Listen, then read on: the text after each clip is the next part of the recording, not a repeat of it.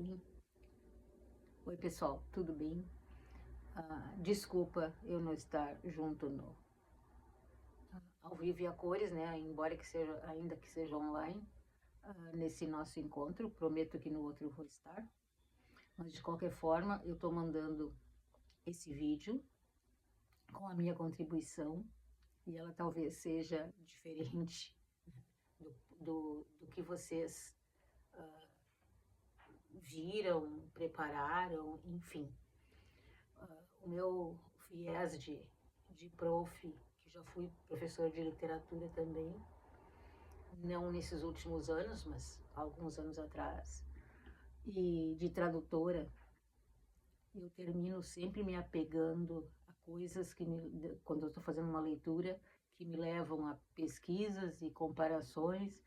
Então, assim, ó, embora eu esteja colocando de uma outra forma, né, sobre o que foi lido, mas eu acredito que vocês vão reconhecer e vai ser ganchos para que vocês coloquem as impressões de vocês, o raciocínio que vocês fizeram e a conclusão a que vocês chegaram. Então, enquanto vocês estiverem escutando, assistindo esse vídeo, enfim, vão pausando, né, para que faça parte como como se eu estivesse aí, vamos dizer, né? Não escutem ele todo de uma vez só, inteiro, porque vai terminar pode ficar maçante. Não é esse o objetivo. E eu acho que ele vai ser gancho para muitas coisas, né? Para todo mundo que leu o livro, tenho certeza que muitas coisas dessas aqui vocês vão fazer um stop e vão exemplificar, vão devanear, vão discutir, vão colocar aquilo que vocês acharam dentro da obra com relação a isso que está sendo dito aqui, tá? Porque é muito mais a minha contribuição, então, nesse caso aqui, nessa de hoje, pelo menos, é mais como uma crítica literária, né, do que propriamente o que eu discorreria sobre o livro em si. Obviamente que uma coisa está ligada à outra, não tem como separar, mas enfim. Tá? Então, primeiro de tudo, a gente fazer uma comparação, porque o absurdismo, ou a filosofia do absurdo, que é o Camus, a gente pode dizer, ele é tido como pai. Na verdade, não é. Não é só ele, mas são poucos.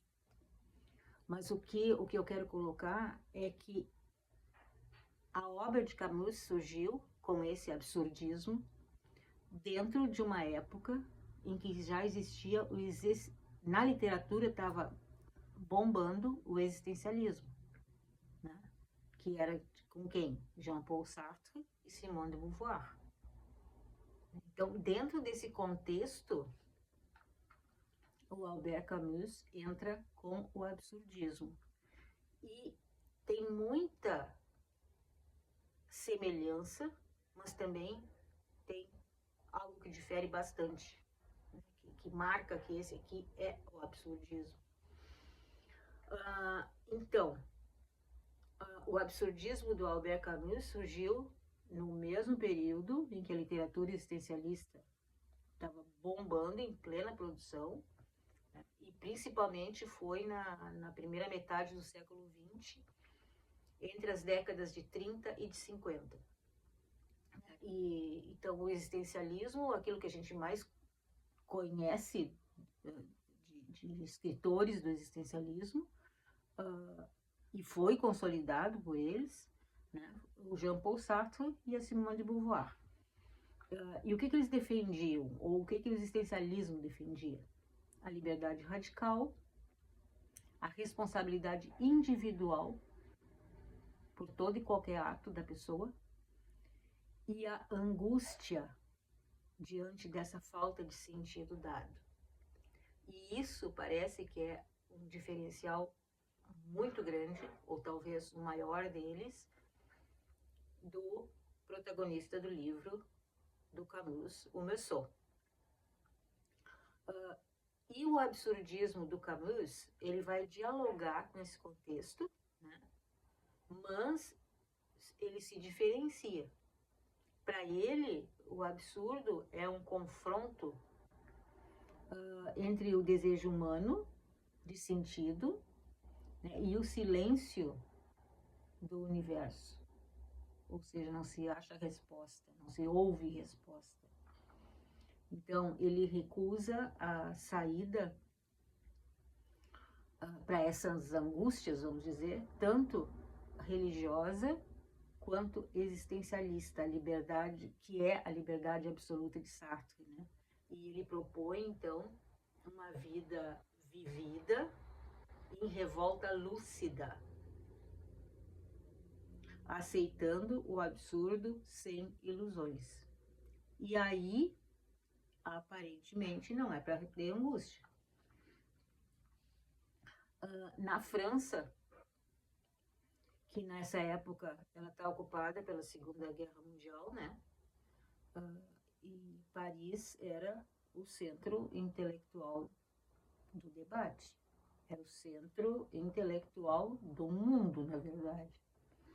Então, Sartre, Beauvoir e mais Merleau-Ponty, eles dominavam os cafés existencialistas.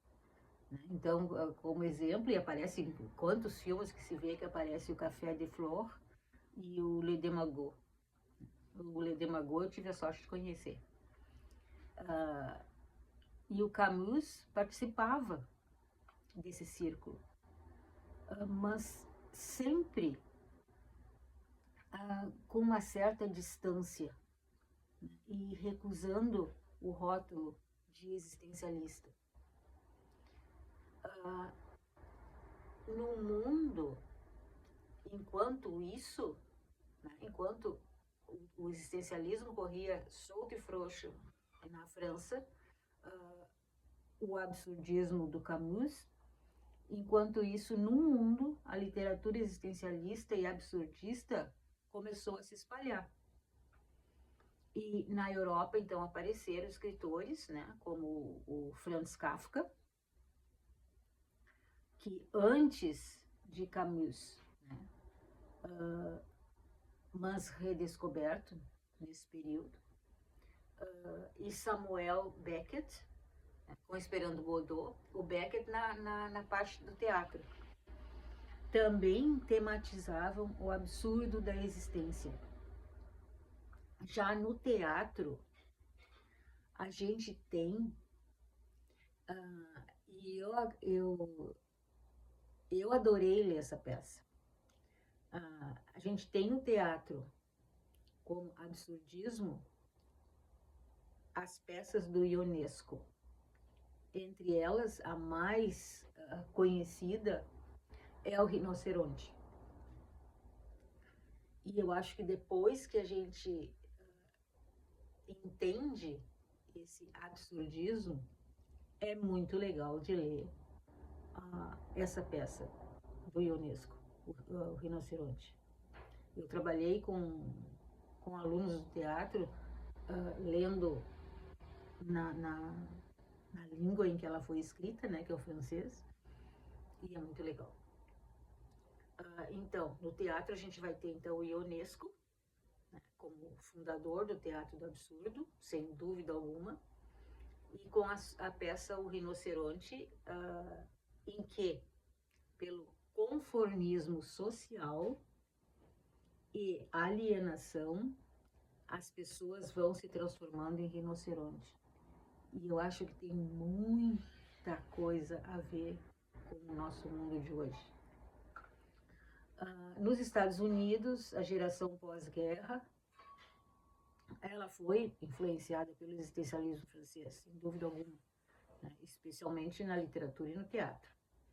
Na América Latina, os autores como o Cortázar e Clarice Lispector dialogaram muito com essas ideias em suas obras. Cada um, né, do seu jeito. E com relação a Clarice Lispector, né, que é a que mais vai dialogar, que mais vai reproduzir, né, o absurdismo de Camus, é a obra dela, A Paixão segundo GH, de 1964. E aí, eu não li essa obra da Clarice Lispector, de repente até seria uma coisa legal da gente ler. Mas ela vai ter também, eu acredito que ela vai ter algumas semelhanças com o rinoceronte do Ionesco. E olhem bem, assim como em O Estrangeiro de Camus, Clarice coloca sua personagem diante de uma situação limite. Qual é essa situação limite? O encontro com a barata, que rompe a lógica cotidiana. Com certeza essa barata é um personagem. Eu não li, mas eu estou muito curiosa. Então, a Clarice, no entanto, ela vai mergulhar. Essa é a grande diferença. Tá? Ela vai mergulhar muito mais no interior psicológico e místico, enquanto que o Camus trabalha com frieza e objetividade narrativa. Para mim, essa frieza dele é um escudo, mas ele não é analisado de forma nenhuma psicologicamente ou psicanaliticamente. Não. E já a Clarice, ela vai pender para esse lado, né, do interior psicológico do personagem e a parte mística também. Então, a gente resumindo, o absurdismo do Camus, ele nasceu junto com esse boom do existencialismo, na mesma época, na França, entre 30 e 50, mas ele se firmou como uma resposta paralela e crítica fora da França. E ambos, o existencialismo e o absurdismo, influenciaram a literatura, tanto a literatura quanto a filosofia e o teatro mundial no pós-guerra. E aí a gente indo para o entendimento da obra, né, o L'Étranger, do Albert Camus, O Estrangeiro, né, ele foi publicado em 1942, né, então bem dentro daquele período, entre o 30 e o 50, e é uma das obras mais conhecidas do Camus, e ela é realmente considerada um dos pilares tanto do existencialismo por alguns e do absurdismo, sem sombra de dúvida alguma, no século XX. E embora ele recusasse o rótulo de existencialista, ele não gostava que fosse rotulado dessa forma, o romance dialoga diretamente com questões centrais do movimento, né, como a busca de sentido e o confronto com a indiferença do universo. Esse livro foi escrito durante a Segunda Guerra Mundial, né, o período que por si só era um período de grandes incertezas, de questionamentos, né, sobre a condição humana. E a narrativa, ela está dividida em duas partes. O livro todo pode ser dividido em duas partes, né? E ambas, tanto a primeira quanto a segunda, ela é contada na primeira pessoa, né, por Meursault, que é o que? Ele é um homem francês vivendo na Argélia tempo colonial. Então, na primeira parte, o romance começa com a famosa frase: Aujourd'hui, maman est morte. E aqui, com essa primeira frase, eu já me pego como tradutora, porque quando a gente traduz, a gente tem a certeza absoluta de que cada idioma é um idioma. A gente acha palavras que se faz de tudo para conseguir o mesmo sentido. Elas não, na grande maioria, elas não são traduzidas de forma literal, como abrir um dicionário e pegar a palavra e encaixar ali e deu.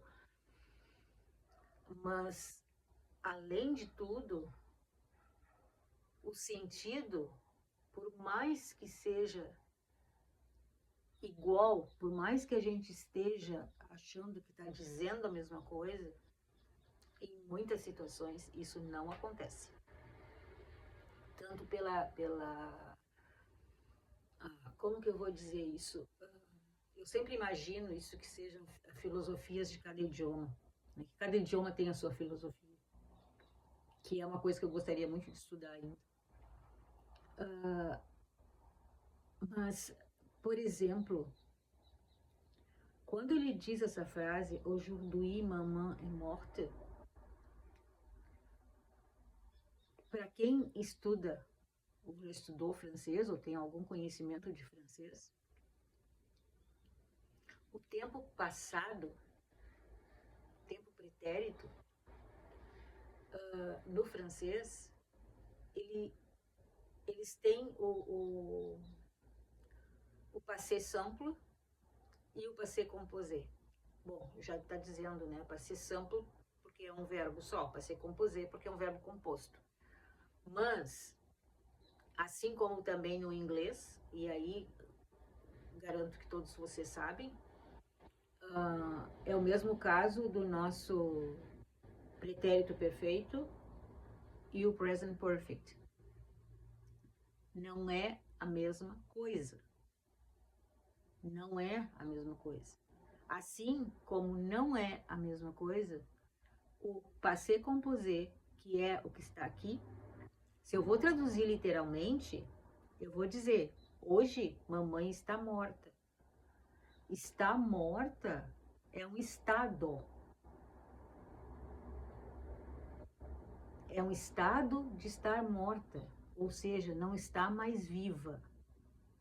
E eu posso dizer isso, tipo assim, ó, meu pai, sei lá, já deve fazer uns 15 anos que não está mais aqui. Eu posso dizer, meu pai está morto. E daí?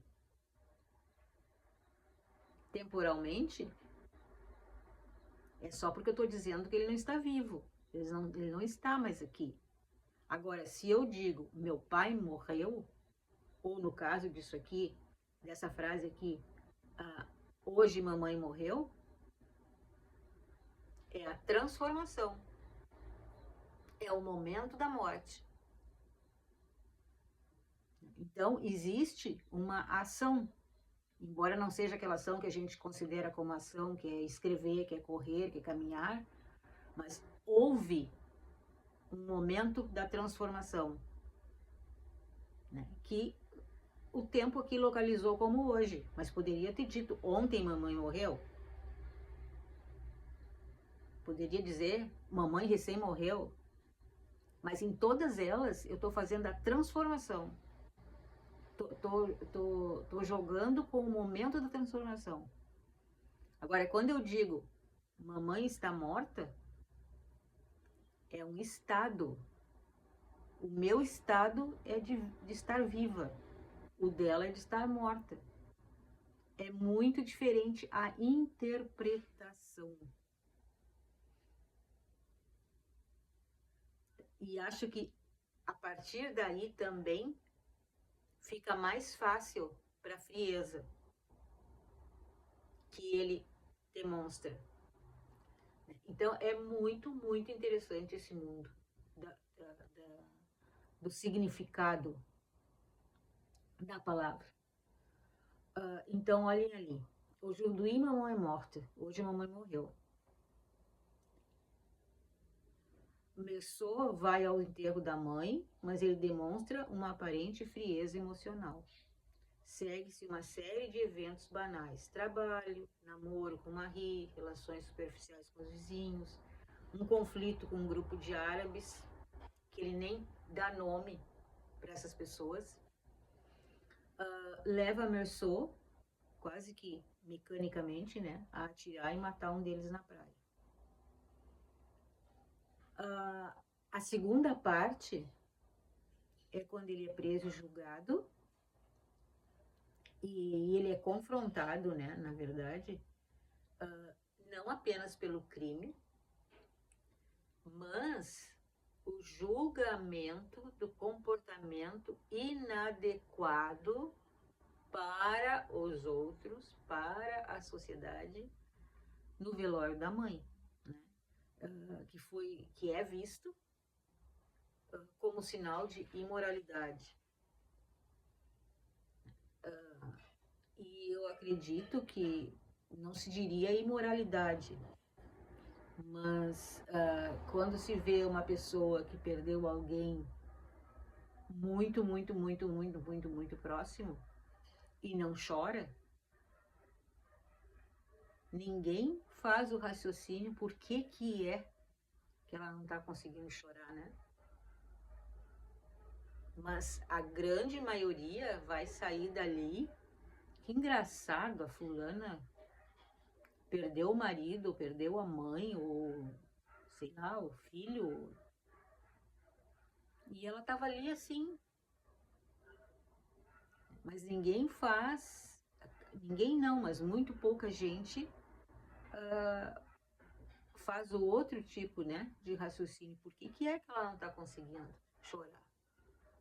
Então, por que é que o Meursault não conseguia externar nenhuma afetividade?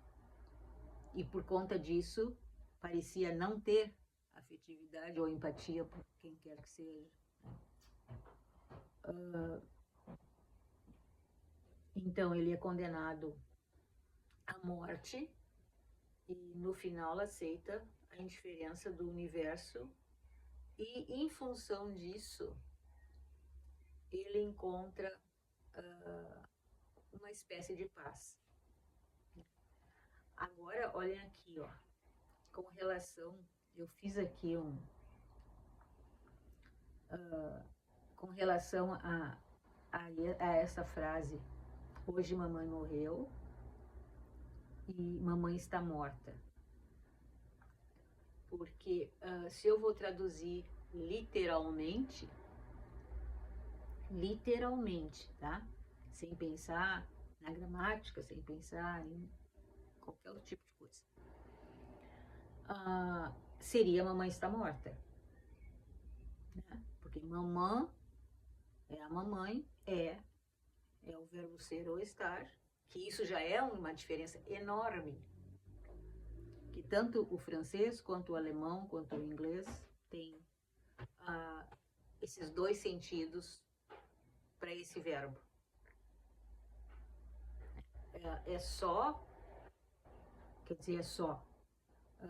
Português e espanhol que tem o verbo ser e o verbo estar.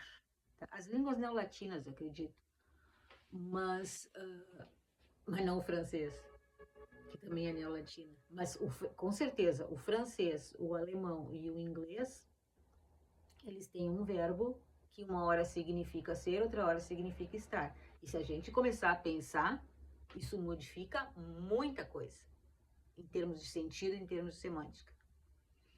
Então, olhem, hoje mamãe morreu. Tempo, ação pontual, localizada no tempo, porque aconteceu hoje. Poderia ter sido ontem, enfim, qualquer data pretérita. A ênfase recai sobre o quê? Sobre o momento da morte. O acontecimento em si. E aí o efeito semântico vai transmitir o quê? Uma objetividade, né, que ela é quase jornalística, né? É tipo assim, ó, tá informando um acontecimento, que no caso aqui é a morte da mãe. E no texto dele mesmo, do Camus, vai reforçar a sensação do distanciamento, né, do narrador, que é o Meursault, que relata o fato sem emoção alguma, apenas como uma ocorrência, e nada mais do que isso. Agora, se eu digo, mamãe está morta, o tempo é o estado presente. Não importa se faz 50 anos. Agora, nesse momento, eu estou só relatando o estado dela, que está morta. Há 24 horas, há 24 meses, há 24 anos, há um século. Não muda. É o resultado, vai ser sempre o resultado de uma ação anterior. Lá no anterior, com certeza, em algum ponto foi dito, morreu. Né? Que é a hora que a vida termina e a morte inicia. A mudança de estado, de vivo para morto. E a ênfase, então, vai recair no quê? Sobre a condição atual. E a condição atual da mãe do Meursault é o quê? De não estar mais viva. Por conseguinte, está morta. E o efeito semântico, então, vai destacar a situação contínua, porque a mãe já não faz mais parte do presente, né? E mais ligado à constatação da ausência. E aí, nessa constatação da ausência, nesse estado de não estar mais viva, muita coisa passa pela cabeça. Muita coisa, não só pela cabeça, pelo coração, pelo sentimento, por tudo, porque vai existir, né, tanto a sensação da ausência da pessoa, né, em situações que a gente estava acostumado a estar com aquela pessoa, a saudade, tudo isso lá no pretérito perfeito no português vai passar muito mais de uma forma mais fria, mais jornalística, mas aconteceu. É uma informação. Aqui é um sentimento, é uma sensação. E isso faz uma diferença muito grande na interpretação de muita coisa. Então, a diferença principal, que quando eu digo hoje mamãe morreu, eu coloco o foco no evento, né? No instante em que aquilo aconteceu. E se eu digo que a mamãe está morta, eu vou colocar o foco no quê? Na consequência. Porque o estado atual dela hoje, né, após o acontecimento. Tá? Pode ser maluquices de quem traduz e de quem lida com o idioma a vida inteira, mas eu acho isso o maior barato. Né? Então, em termos literários, né, a primeira frase ela vai soar muito mais abrupta e fria, enquanto a segunda vai ser muito mais reflexiva e afetiva. Tá? No português, com certeza absoluta. E é só a gente fazer um exercício, né, de imaginar a situação. Então, qual é a diferença semântica, né, entre eu dizer hoje mamãe morreu e a mamãe está morta? Foi aquilo que eu disse ali antes, né? A questão do pontual, a questão da informação de uma forma, na forma de informação mesmo, uma coisa bem jornalística, né? E que com isso termina trazendo muito mais frieza, né? Muito mais realidade, do que quando eu digo a mamãe está morta. Então, Eu tinha até preparado aqui mais coisas sobre isso, mas eu acho que daí todo mundo vai cansar de fazer raciocínios até de gramática aqui no caso. E continuando como dentro desse aspecto crítica literária, a gente tem temas centrais dentro dessa obra, né? Então, eu vou ter o absurdo, vou ter a alienação e indiferença, e aí vocês podem, entre vocês aí, acharem exemplos e passagens. Condenação social e moral, e a morte como uma certeza absoluta, né? Então, o absurdo, o Camus define como o conflito entre a necessidade humana de sentido, né? E o silêncio indiferente do mundo, que não vem respostas. Então, ele vive sem ilusões de significado, de transcendência. Ele não se apega a nada, nem a aspecto religioso, nem a coisa nenhuma.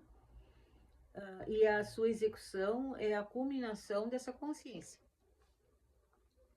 Depois, com relação à alienação e indiferença, ele, de novo, protagonista, né? Ele é emocionalmente totalmente distante, desconectado, né, das convenções sociais, e é incapaz ou não tem interesse em encenar sentimentos, né, que são esperados pela sociedade, aquilo que é julgado, que é o normal ser assim ou ser assado.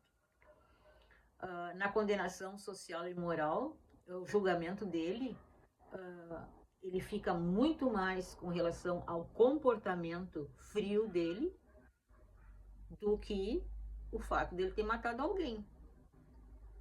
Com certeza. Porque aquela frieza dele com relação à morte da mãe, aquilo vai permear toda a obra. E, por último, então, a morte como certeza absoluta, né? Que é quando ele adquire a consciência da finitude, né? Que a finitude é o ponto de virada para ele, né? Quando ele aceita a inevitabilidade da morte e ele atinge a liberdade de viver plenamente no presente. Depois a gente tem um comentário sobre o estilo e a narrativa, né?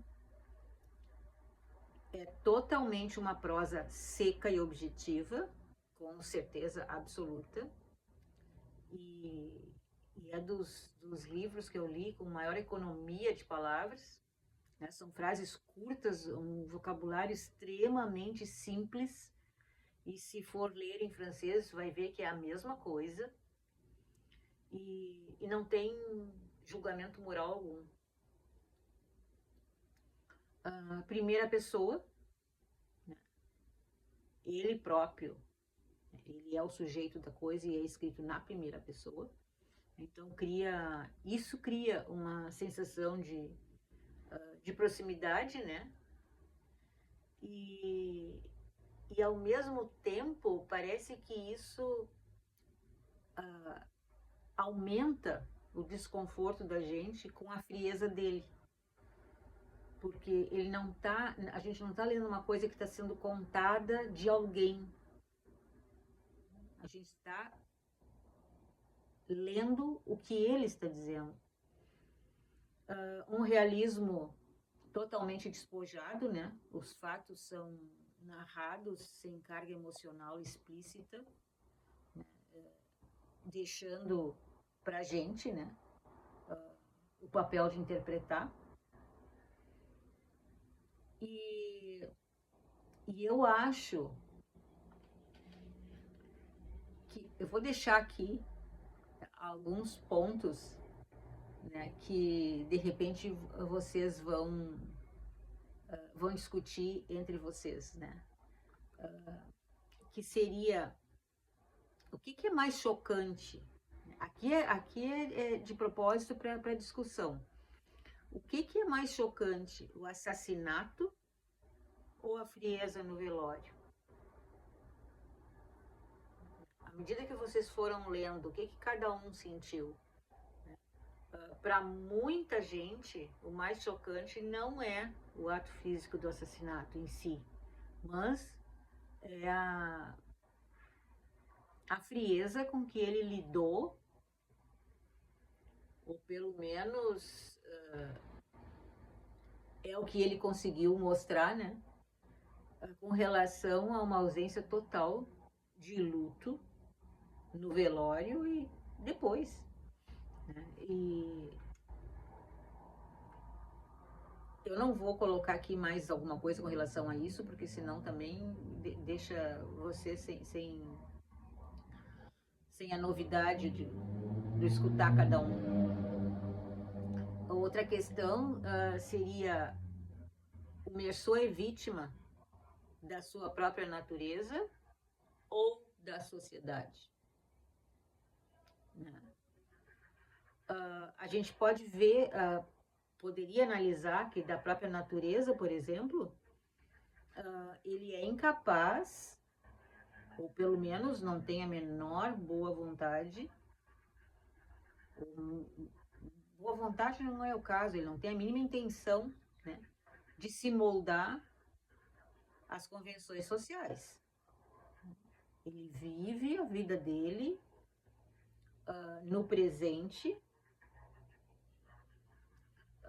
sem se preocupar com os atos, né, e muito menos com as expectativas dos outros em relação a ele. E da sociedade, no caso, o tribunal não vai julgá-lo apenas pelo crime, mas, de novo, pela inadequação do comportamento dele no velório, na morte da mãe, enfim. A frieza, né, com que ele agiu sempre. E o romance pode ser lido, é uma pergunta, na verdade, ele pode ser lido como um convite à liberdade ou como um retrato, né, do vazio humano a pensar. Né? O convite à liberdade, a gente podia dizer que, ao aceitar o absurdo da vida, ele atinge uma forma de liberdade radical, né? E porque ele não espera mais sentido nenhum, então pode viver sem medo e sem ilusões.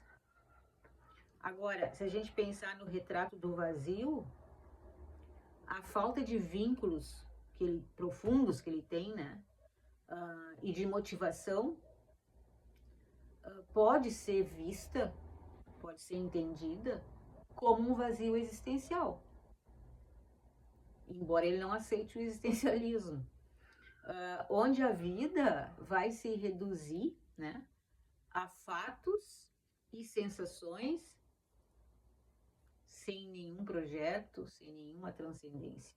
Né? Então, o grande mérito da obra é justamente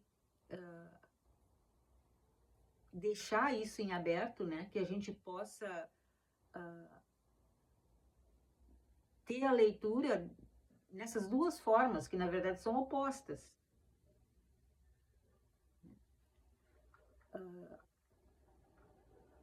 Outro ponto é a aceitação do absurdo. Leva à resignação ou à revolta? Segundo Camus, reconhecer o absurdo não vai levar à resignação. Mas ele diz que leva a uma forma de revolta lúcida. que é viver plenamente sem esperar sentido externo. Então, de novo, é sem ilusão alguma. Então, no caso do Merceau, o final mostra um sim à vida, né? Ele abraça a indiferença do universo, aceita isso, e a partir daí ele se sente livre. E essa revolta, ela não é uma revolta violenta, onde eu vou xingar, esbravejar, mas ela é interior e ela termina, pelo menos no caso dele, sendo libertadora. Né? E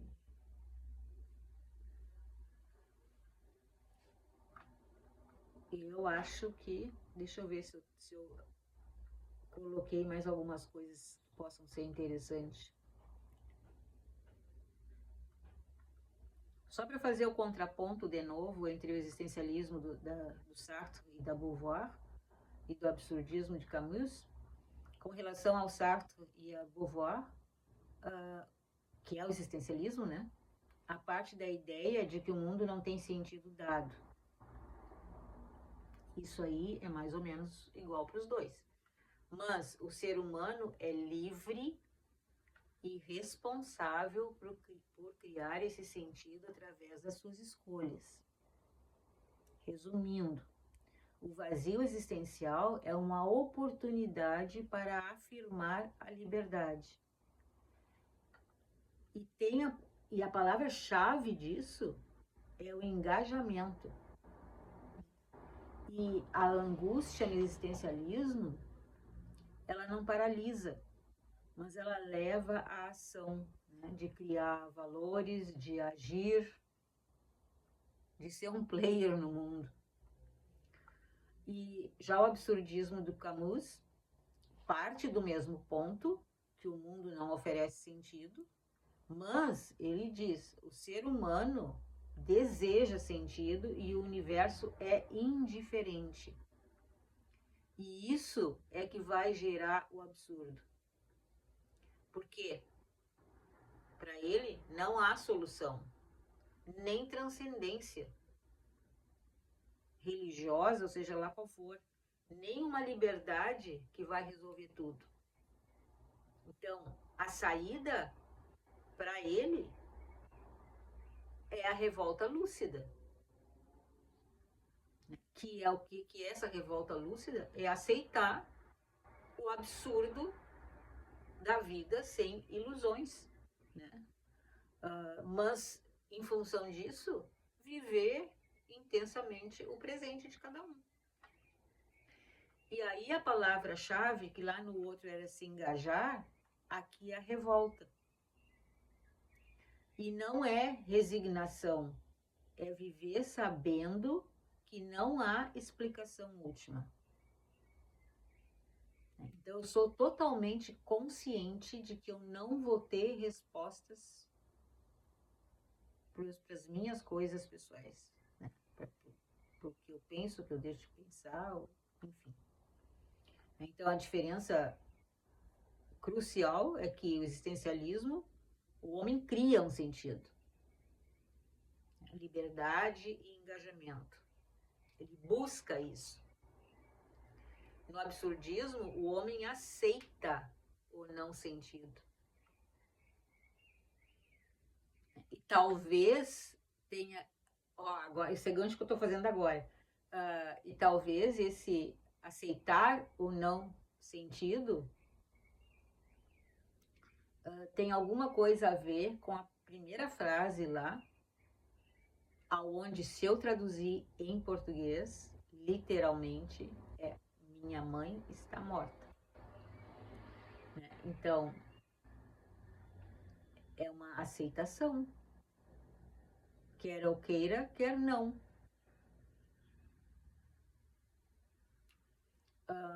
Revolta contra a ilusão, né? Contra a vida plena no agora.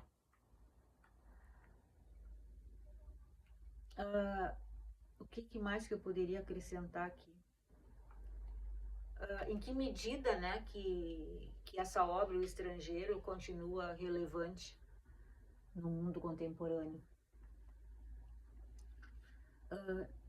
Num mundo que é super conectado, né, onde a gente espera reação imediata e empatia constante, isso aí cada vez mais, a frieza do Meursault vai chocar mais ainda.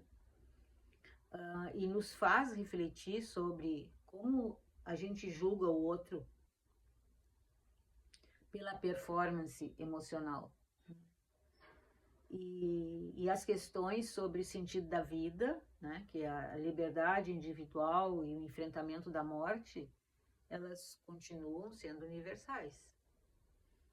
E em tempos de crise, e essa crise pode ser política, pode ser social, pode ser climática, né, a reflexão sobre viver sem certezas e aceitar, né, a imprevisibilidade, ela é muito mais atual do que nunca, né? Então, nesse sentido, é uma obra que está completamente dentro do tempo.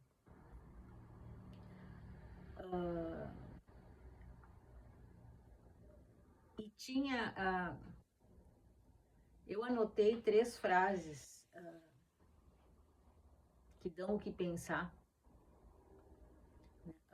No francês, né? Aujourd'hui, maman est morte. Ou peut-être hier, je ne sais pas. Então, hoje, mamãe morreu. Ou mamãe está morta. Ou talvez ontem, não sei. E na verdade, essa segunda frase, ela vai justificar, né, o pretérito perfeito no português. Porque eu não teria como dizer mamãe está morta, ou talvez ontem, não sei. Agora, quando eu uso no pretérito perfeito, eu estou falando no momento, na hora de que findou a vida. E vejam que é completamente diferente de estado de estar morta. Outra frase, j'ai compris que j'avais été heureux et que je l'étais encore. Eu entendi que tinha sido feliz e que ainda era. Eu acho que essa frase aqui dá para muito devaneio. Je m'ouvrais pour la première fois à la tendre indifférence do mundo. Então, eu me abria pela primeira vez à terna indiferença do mundo. E o engraçado me chamou a atenção agora, mas aí eu teria que buscar a frase lá no contexto todo, que normalmente os verbos foram usados, que no francês era o passé composé, que vai corresponder ao pretérito perfeito. É o pretérito perfeito em português, né? E isso ajuda nessa coisa de ser tudo estanque e tudo frio e com um vocabulário pequeno. Mas aqui, ó, eu me abria. É um processo. Pela primeira vez, a terna indiferença do mundo. Então vejam aqui, ó, como isso justifica aquilo que eu falei lá no início, que aqui é um estado. Eu comecei a passar de um estado para um outro, de fechado para aberto. E é um processo. Então, eu não posso usar